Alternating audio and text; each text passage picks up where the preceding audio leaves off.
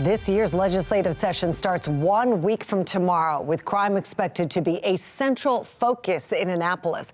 A battle is brewing over changes to the state's juvenile crime laws, as Fox 45 News is hearing from more voices calling on lawmakers at every level to take urgent action. Now, you know those folks who have high positions? We already know if it was their children, their loved ones, all the stops would be pulled out. All the stops would be pulled out to find the perpetrators. Lawmakers make laws for a reason. And if you guys are telling us that you're going to reduce crime, how are we seeing this when we are all, like everyone in this city is still afraid of sending their kids to school? Police also sounding the alarm about the state's crime crisis. Fox 45's Mackenzie Frost sat down with the president of the Maryland Police Union to talk about some of his biggest priorities ahead of this year's session in Annapolis. From recruiting officers to addressing the juvenile crime crisis, the Maryland FOP has a lengthy legislative wish list ahead of session beginning next week. With just days until the first bell of the session rings in Annapolis, the leader of the Maryland Fraternal Order of Police says changing the way law enforcement questions juveniles needs to be a focus for lawmakers. It becomes a court battle, and there's no winners here if you are tied up in court battling over whether or not someone's rights were violated. Clyde Boatwright joins the likes of several other police officers, state's attorneys, arguing the Juvenile Interrogation Act needs to be revisited. The law prevents police from questioning kids without the approval of an attorney, regardless of what the parent might say. Critics argue the law hinders investigations. What is happening with that is it stops that juvenile from getting the services they need because you don't know what problem they actually have if you can't talk to them. But it also stops the victims from getting justice. But supporters of it, like State Senator Joe Carter, argues police can still interview kids if necessary. They're giving misinformation if they're saying they can't talk. Do you think that there are gaps in education around the parameters of this law? No, that's all theater, political theater. Other items on the FOP's legislative priority list, taking investigatory powers from the Attorney General's office and giving it back to the state's attorney's offices for use of force cases. Boatwright says right now high-profile cases could be impacted during the investigation. Could a person that's doing an investigation skew the investigation towards prosecution and miss valuable evidence? I'm not saying that that's a probability, but that is a possibility. Couldn't the same be said for something being investigated by the state's attorney? Well, no, because it's a separate entity. The state's attorney's vested interest is the interest of the citizens. And with the concerns surrounding officer shortages, like in Baltimore City, where there are hundreds of officers short, Boatwright says there needs to be a scholarship program for officers to get a higher education. He calls it a GI Bill of sorts for police. We listen to a lot of the naysayers that says that police officers are not educated because you only need a high school diploma to become a police officer. We're now saying we want our police officers to be the best educated and have the best product. In line with raising the bar for officers, the FOP is calling for a stop in lowering hiring standards. Why do that when there's such a struggle to get police officers to apply in the first place? Because, you can start to see the wrong people infiltrate our ranks. And, is that happening? No, I think that, it has happened in the past. People find a way to get into every profession. And some people will, if we lower the standards, they'll have people that have bad intentions will find a way to get in. Ultimately, the success of these legislative priorities will come down to finding enough support in the State House. With a Democratic supermajority in both chambers, it's unclear if the support is there for everything on the wish list. Boatwright says the FOP is still working to line up specific sponsors for each bill in this legislative package, and the session begins January 10th. We're in the newsroom. Mackenzie Frost, Fox 45 News. Now, we've heard from more than a dozen top prosecutors who say something needs to change surrounding the state's juvenile crime crisis. Baltimore City State's Attorney Ivan Bates and Prince George's County State's Attorney Aisha Braveboy laid out their legislative priorities last month. They want to increase probation for kids caught with a gun and require the Department of Juvenile Services to notify courts when a young person violates home monitoring. They also want to classify groups who recruit children to steal cars as organized crime units. A lot of what we're seeing now are more sophisticated operations involving multiple levels of people who are benefiting from this type of crime. I think one of the things you see criminal organizations able to use juveniles and to say, hey, nothing's going to happen to you in the first place, so we're going to direct you to do that type of behavior.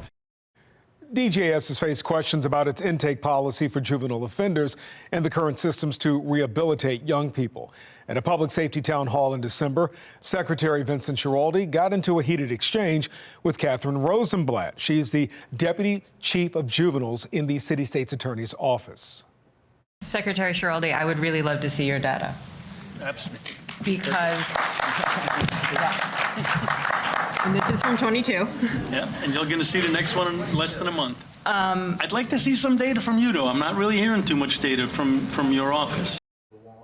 In a conversation with Fox 45's Mackenzie Frost today, Rosenblatt said her office is waiting on more than 180 cases to be sent from DJS due to the department's intake process. Currently, they act as a bit of a gatekeeper because it's their intake officers who are making the decision whether the case should be charged immediately or should be charged later, but still charged, or even not charged at all. I think there is an issue with consistency in the city. Is public safety weighed in those decisions? Certainly weighed by my office. It is not always factored in to DJS's sort of formula, I think, for how they're evaluating the juveniles. That's from conversations we've had with them and meetings I've been in. It is not entirely clear that they are looking at the current charges and factoring that in. Rosenblatt says her communication with DJS has improved in recent weeks and that she's hopeful that will continue. At that same public safety town hall last month, Fox 45 News pressed Senate President Bill Ferguson on how state lawmakers can work through some tension to tackle the state's juvenile crime issues. Where's the reality in this conversation? It's the right question. It's the question I've been asking for the last year. The challenge is probably everyone's a little bit right and everyone's a little bit wrong. And trying to nail down how to get there is key. It is absolutely my commitment that people will be around the table to figure this out. We can't continue like this.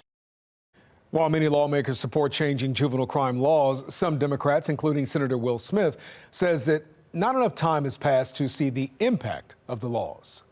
Laws that we put in place are going to take a couple of years to fully see the kind of the fruit of the foundations that we've laid and the seeds that we've planted. I, for one, am not interested in rolling back the reforms that we put in place.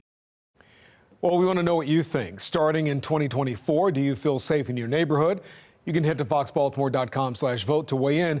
We'll check in on those results coming up at 10:30. Well, tomorrow, Mayor Brandon Scott will hold a news conference to talk about public safety and the work his administration and other leaders have done to drive the number of murders in Baltimore under 300 for the first time in 9 years. This graph shows some homicide trends from January 2020 through October of 23. You'll notice the first 2 summers of Scott's administration saw a spike in murders, which helped drive the number of homicides over 300 each of those years. However, that didn't happen in the summer of 2023.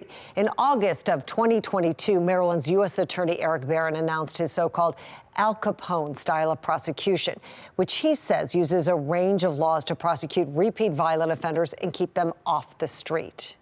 This Al Capone model of prosecution is designed to take violent people off the streets by any appropriate legal means necessary. Then 1 year ago, Baltimore City State's Attorney Ivan Bates took office. In his inaugural speech, he told the city he would be tough on crime and had a strong message for any potential criminals. So I say to you, that's thinking about grabbing your illegal handgun and going on the streets of Baltimore City, grab your toothbrush as well. And then we see another drop around July of 2023. It was around that time that Eric Barron and Ivan Bates announced a few big wins. In the span of just a few days, the two offices announced 8 defendants pleaded guilty to or were sentenced for gun crimes. All of them were repeat violent offenders. Barron saying the results of their partnership is clear. Homicides are down 25%, and non-fatal shootings are down 6.5%. And we think it's clear, and the data demonstrates that it's because we're working as a team. We're working collaboratively. While it's not clear what the mayor will bring up during his news conference tomorrow, the group violence reduction strategy has been a cornerstone of his public safety plan. GVRS started in the Western District, one of the only places in the city that saw an increase in murders in 2023. Fox 45's Jeff Abel joins us with a closer look. Jeff? Well, the homicide rate may be down citywide, but in the Western District, homicides are actually up some 28%. And you may recall that is the same district where the city declared its strategy is working. The Western District has been ignored. Those who live in the city's Western District will tell you last year proved to be one dangerous year. We had one child that got shot in the head. Marvin Doc Cheatham is president of the largest neighborhood association in the Western District. We've had 3 major incidents at Carver. By the end of the year, this district had seen 41 homicides, making it the deadliest district in the city. The homicide rate in this district soared 28% from the year before. For us to have a 28% increase, it shows something totally didn't go right. This district happens to be the same district where the city launched its group violence reduction strategy 2 years ago, a cornerstone of the city's crime fight, which offers money and services to those who show a potential for violence. City leaders have long maintained that GVRS is reducing crime. We are actually making a significant impact in what the fatal and non-fatal numbers look like in the Western District. I'm the biggest community in the Western District. We received nothing. We didn't even see them. We don't even know who they are. Cheatham insists he's seen no evidence of GVRS in his neighborhood. Today, we asked the city how this district, where GVRS was first launched, has become the deadliest district in the city. A spokesman blamed last year's police redistricting in part, saying the Western District took on additional historically violent areas. It is impossible to accurately compare crime within the old district boundaries to crime in the new district. But now this district is the deadliest in the city, and Cheatham insists the city has ignored it. If I'm the biggest neighborhood and we haven't seen you, who got the resources? Who got it? I like to know because I didn't get a penny. What do I tell the families of the 41 that had homicides? You know, we disregarding you? No. The city now plans to move GVRS to the Southern District and then citywide. We're live tonight. Jeff Abel, Fox 45 News. I'm Kai Jackson. Thank you for watching. Here's another video to watch. Also, please take a moment to subscribe to our channel.